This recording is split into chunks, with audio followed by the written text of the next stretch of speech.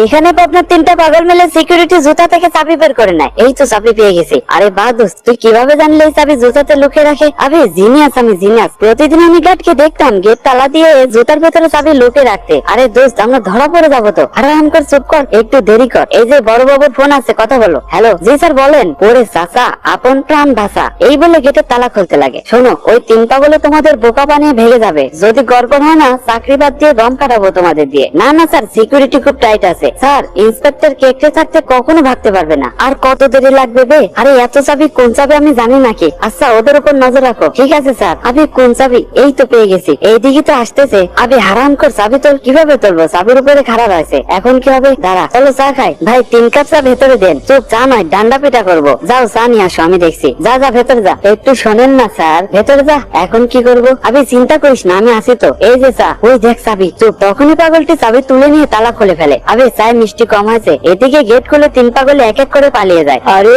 এই গেট কিভাবে খুলে গেল বে? আবে এখন তো চাকরি ছেড়ে গম কাটতে হবে।